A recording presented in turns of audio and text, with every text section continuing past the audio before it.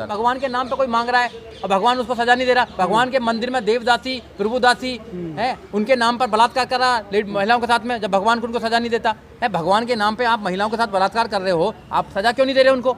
एक आदमी बाहर बैठा हुआ तड़फ रहा है खाने के लिए, भगवान अंदर लेकर मौज ले रहा है, सोना ले रहा है, तो उसको दिखाई नहीं देता। तो मैं ऐसे भगवान को मानने को तैयार नहीं हूँ। अस्सलाम वालेकुम दोस्तों, मैं हूं शारिफ खान। ये वीडियो देख रहे हैं आप, ये वीडियो उन लोगों के लिए है जो मुसलमानों को थूक कर खाने वाला कहते हैं, जो भर भर के मुसलमानों को गालियां देते हैं और उनके धर्म को टारगेट करने की कोशिश करते हैं।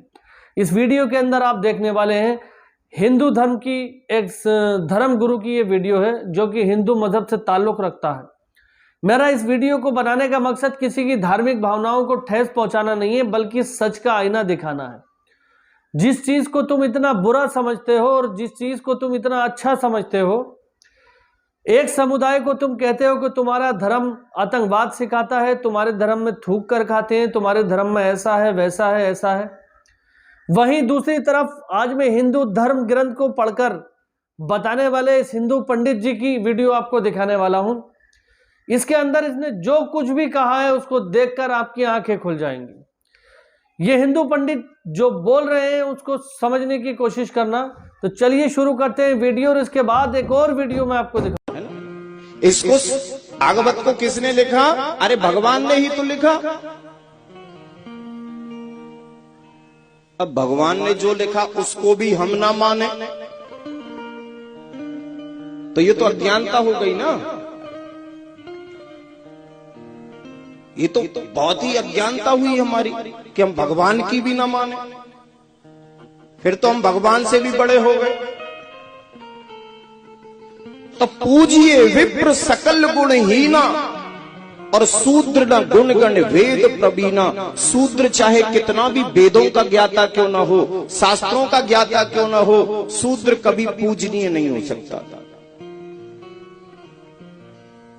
ब्राह्मण हर हाल में पूजनीय है। बोलो जय श्री कृष्ण। कहता है कि सबसे पहले सर्जन शिवजी थे यहाँ पर, क्योंकि शिवजी ने एक बच्चे का गला काट के हाथी का सर लगा दिया उस पर। सबसे पहले सर्जन है वो। तो आप उसकी बुद्धि का आप विवेक देख दीजिए, है ना। आज तक कोई इतना बड़ा डॉक्टर साइंटिस्ट नहीं हुआ कि हाथी का ब्लड ग्रुप जो है इंसान के ब्लड ग्रुप में निकाल दे। तो फिर तो लोग बिना उसके ना भाई बिना ब्लड के मरते ही नहीं लोग बाग। आजकल बिना ब्लड के लोग मर रहे हैं, तो फिर तो वहीं से ब्लड आ जाता, हाथी के ब्लड आ जाता और हाथी का सर हमारे लग जाता, ब्लड हो जाता। उनको ये समझ ही जाइए। और वो कहते हैं कि भाई एक आदमी ने वो सूरज मुंह में ले लिया, है ना भाई, हनुमान ने सूरज मुंह में ले लिया खेलते खेलते। हाँ शक्ति। और वो शक्ति आज कहाँ है? जिस देश में 20 करोड़ लोग आज को भूखे सोते हैं, कहाँ पहुँच गए भगवान? जिस देश में जिस देश में 5 साल की बच्ची के साथ रेप हो जाता हो, कहाँ भगवान? जिस देश में दलितों को हमेशा देखिए 33 करोड़ देवी देवताओं पे दलित शुद्ध नहीं हुए, और दलित जहाँ भी हाथ लगा देता है तो भगवान ये शुद्ध हो जाता है। और ये हिंदू राष्ट्र कभी नहीं बनेगा। यहाँ कोई हिंदू नहीं रहता है, कोई हिंदू नहीं रहता इस देश के अंदर। आप जाइए, कौन है? हम जैन साहब हैं, कौन है ये? हम ब्राह्मण साहब हैं, हम कौन? हम गुप्ता साहब हैं, हम कौन? हम फलाने साहब हैं, हम कौन? ढिमाने साहब हैं। कोई हिंदू नहीं बताता अपने आपको। कोई बताता बता दीजिए आप जिसको। हम चौधरी साहब हैं, हम वर्मा साहब हैं, हम धिमाके साहब हैं, या कोई कहता कि मैं हिंदू हूँ? हिंदू कोई धर्म नहीं है, हिंदू कोई भी धर्म नहीं है। सुप्रीम कोर्ट ने बोल दिया है हिंदू धर्म ही नहीं है। पहली बात तो हिंदू एक षड्यंत्र है उन लाखों करोड़ों के खिलाफ, उनको बेवकूफ़ बनाने का। कोई धर्म नहीं है हिंदू।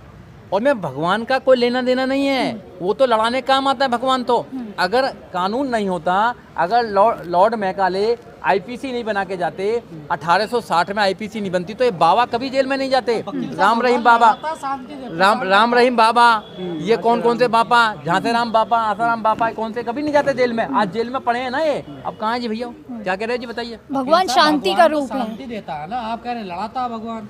देखिए जितने भी धर्म है वो सब लड़ाने के काम आ रहे हैं पूरी दुनिया के अंदर। भगवान के नाम पे कोई मांग रहा है और भगवान उसको सजा नहीं दे रहा। भगवान के मंदिर में देवदासी प्रभुदासी है, उनके नाम पर बलात्कार कर रहा महिलाओं के साथ में, जब भगवान को उनको सजा नहीं देता है। भगवान के नाम पे आप महिलाओं के साथ बलात्कार कर रहे हो, आप सजा क्यों नहीं दे रहे उनको? एक आदमी बाहर बैठा हुआ तड़फ रहा है खाने के लिए, भगवान अंदर लेकर मौज ले रहा है, सोना ले रहा है, तो उसको दिखाई नहीं देता। तो मैं ऐसे भगवान को मानने को तैयार नहीं हूँ। और मैं लोगों से कहता हूँ नहीं मानो ऐसे लोगों को। आपके जीवन में कोई परिवर्तन नहीं है उनके लिए। क्या परिवर्तन है बताइए आपके जीवन में? एक महिला के साथ में भगवान के वहाँ मंदिर में बलात्कार कर रहे हैं बाबा, और भगवान कुछ नहीं कहता। बताइए ना आप, जो भगवान के नाम पे ये जो, भगवान का क्या कसूर है इसमें? अरे भैया भगवान का नाम इसलिए कसूर है कि भगवान को सजा देना, कब सजा देगा इनको भगवान?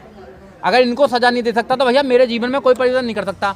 जो दोषियों को सजा नहीं दे सकता जो भगवान, तो भैया जो अच्छे लोग हैं उनको क्या करेगा? तो फिर अपना जीवन जिए। एजुकेशन सबसे बड़ी बात है। अगर तुम एजुकेशन ले लोगे तो आपको सब दर्शन हो जाएंगे। कहा ना, पत्थर पूजे रब मिले तो मैं पूजूं पहाड़, और ताते तो चाकी भली फीस का संसार। अगर पत्थर पूजने से भगवान मिल जाए तो फिर सबको पूछो ना।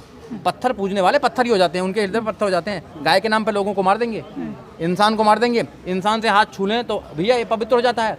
मंदिर में घुसने नहीं देते, घर में नहीं घुसने देते। लड़की ने कोई दलित लड़का अगर पसंद कर लिया तो अपवित्र हो जाती है, लड़कियों को निकाल देते हैं। इंसान से नफरत इतनी और पत्थरों से इतना प्यार। हिंदू देव देवताओं के बारे में ऐसा आप क्यों बोलते हैं? वो भी तो धर्म देखिए, के बारे में धार्मिक भावनाएं भड़का रहे हैं आप। देखिए, मैं लॉ का स्टूडेंट हूँ, मैं एडवोकेट हूँ, मुझे पता है कि भावना कैसे भड़कती है कैसे नहीं भड़कती। ये धर्म एक आपकी इंडिविजुअल एक होगी। आप पत्थर को मानो, आप गाय को भगवान मानो, आप भैंस को मानो, आप गोबर को मानो, आप किसको मानो, तुम्हारी अपनी है। दूसरे आदमी पे आप थोप नहीं सकते। आप ये थोपेंगे कि नहीं, आपको मानेंगे शक्ति यहाँ से आ रही है, शक्ति नहीं। शक्ति तो संविधान से आ रही है। अगर संविधान इस देश में नहीं होता तो मुझे पढ़ने का अधिकार नहीं होता, मैं वकील नहीं बन पाता, मैं पैसे नहीं कमा पाता, मैं अपने बच्चों को नहीं पाल सकता, मैं अच्छा जीवन नहीं जी पाता। तो शक्ति तो यहाँ से आ रही है मेरे पर। आपका मैं तो संविधान को मानता हूँ। आपका इंटरव्यू देख के कुछ लोग आप पर एफआईआर कर सकते हैं। एफआईआर करो, मैं तो रात दिन एफआईआर ही कर रहा हूँ। मैं तो एफआईआर को स्वागत करता हूँ। करो ना, किसी के बाप में ताकत है तो करके दिखाए एफआईआर। मैं बोल रहा हूँ, सरकारों की बाप में ताकत है तो एफआईआर करके दिखाए। मैं तैयार हूँ ना, करें ना एफआईआर। करते ही नहीं हम पे, तो करते नहीं है। लॉ का स्टूडेंट हूँ मैं, संविधान पढ़ता हूँ, बाबा साहब डॉक्टर अम्बेडकर मैं उनका मानने वाला हूँ। करें ना एफआईआर, कौन ना करे एफआईआर? करे सही, कम से कम रिकॉर्ड तो बनाए, इतिहास तो बने कि हाँ किन चीज़ों पर एफआईआर होती थी। यहाँ पर बोलना, ये बोलना नहीं रोक सकते हैं। चलिए ठीक, ये बोलना नहीं रोक सकते हैं। बोलें, हम बोलेंगे, हम ऐसे ही बोलते रहेंगे, बोलते बोलते इस दुनिया से जाएंगे। मूर्ख हो चुके हैं और भंगड़ी है, चिलमी है, साले साले चिलम पीते हैं। रात दिन देखे होंगे तुमने, गांजा वो पीते हैं, स्मैक वो पीते हैं। बताइए ना, चिलमी है, रात दिन नशे में पड़े रहते हैं, कुछ भी बक देते हैं। पढ़े लिखे हैं नहीं, अंगूठा छाप में। अरे अनुयायी नहीं, सारे पागल हैं, वो भी मानने वाले भी मूर्ख हैं, शिक्षित नहीं है ना। भारत, आप बताइए, भारत को आज़ाद हुए 75 साल हो गए, डेवलप नहीं होकर दे रहा। क्यों नहीं डेवलप हो रहा भाई? अमेरिका, ब्रिटेन सारे डेवलप होकर क्यों नहीं हो रहा भाई? जापान है, छोटा सा कंट्री है, वो देश है, कंट्री है, वो डेवलप होगा। ये जानबूझ कर डेवलप नहीं करना चाह रहे हैं, भारत को एज इट इज रखना चाहते हैं। ये धर्म की जो अफीम है ना, उसका नशा इतना लंबा होता है, वो बहुत लंबे समय में उतरता है। धर्म का जो नशा है, तो इन्होंने धर्म का नशा चढ़ा रखा है लोगों को। और सबसे ज़्यादा ओबीसी वाले इसमें वो आ रहे हैं। ओबीसी वालों की आंख नहीं खुलनी। जिस दिन ओबीसी वाला जाग गया ना, ओबीसी ग्रुप, कि तुम्हारे साथ, तुम्हारे बच्चों के साथ, तुम्हारे भविष्य से खेला जा रहा है, तुम्हारी हिस्से की संपदा, जायदाद, पैसा सबको लूटा जा रहा है, जिस दिन उनकी आंख खुल गई, पता वहाँ कौन जाते हैं? कावड़ लेने कौन जाते हैं? बताइए, आप मेरे को बताइए, कौन लेने जाता कावड़? किसी नेता कोई कावड़ लेता देखा तुमने? कोई हाई कोर्ट का, सुप्रीम कोर्ट का जस्टिस कावड़ लाते देखा तुमने? देवी की जात लगाते देखा तुमने? कोई डॉक्टर, कोई इंजीनियर, कोई वकील, कोई जज, कोई प्रोफेसर, या कोई भी ठाकुर, कोई भी बनिया, कोई भी पंडित तुमने जात लगाते देखा? मंदिर में वहाँ जाते हुए देखा? बताइए ना आप। नहीं, क्योंकि वो ओबीसी, एससी, दलितों को ही वो इसका टारगेट कर रहे हैं, और उन्हें वही कहता है कि तुम घंटा बजाओ, तुम्हारे बच्चे नहीं पढ़ेंगे, ठीक है ना, हमारे बच्चे विदेश जाएंगे पढ़ने, तुम नौकर हो, नौकर की तरह रहो, नौकर ही बन कर रहोगे। इसलिए दलितों, ओबीसी वाले जाग जाओ। जिस दिन दलित और ओबीसी वाले जाग गए ना, कि तुम्हारे बच्चों के साथ तुम्हारे हिस्से की जायदाद की लूट की जा रही है, लूट के बाहर पैसा। ईस्ट इंडिया कंपनी है ये, दूसरी ईस्ट इंडिया कंपनी से भी खतरनाक है ये, सच बता रहा हूँ मैं। जो ईस्ट इंडिया कंपनी ने लूटा, उसने तो कुछ नहीं लूटा। जब ये काले हैं, काले, वो तो गोरे थे, ये काले बेईमान है जितने भी लूट रहे हैं, पूरे देश की संपदा को लूट कर रखा है। इसलिए जागो, मैं बार बार यही कहता हूँ, आप डिमांड करो, अपने बच्चों को ज़्यादा पढ़ाओ, यानी तुम्हें बर्बाद करके रख देंगे ये। क्रांति के लिए तैयार हो जाओ, बहुत बड़ी क्रांति आने वाली है देश के अंदर। एक दिन इनका सुपड़ा साफ करेंगे सब लोग, और इनके अपने हिस्से की ज़मीन छीनना हिंसा नहीं है बिल्कुल भी, अपने हिस्से की डिमांड करना। जब सुप्रीम कोर्ट के जज तक बेचारे खतरे में पड़े हैं, वो नू कह रहे हैं कि बहन लोकतंत्र खतरे में है, तो फिर तो इसका मतलब है बहुत ही जल्दी जस्टिस गुप्ता बोले देश की कानून व्यवस्था अमीरों और ताकतवरों के पक्ष में हो गई है। जस्टिस गुप्ता बोले हैं इस बात को, और कितने जजों ने ऐसा बोला है। जहाँ की न्यायपालिका घबराई हुई है, बताइए ना आप, जिस देश की न्यायपालिका घबराई हुई है उस देश का क्या हाल होगा। तो इस बेईमान नेताओं ने, बेईमान सरकारों ने पूरे देश का सत्यानाश कर दिया है। इन्हें डेवलपमेंट से कोई मतलब नहीं, शिक्षित होने से कोई मतलब नहीं। करता हूं दोस्तों, ये आप वीडियो आपको पसंद आई होगी, और इस वीडियो को देखकर आपको काफी कुछ जानने को मिला होगा।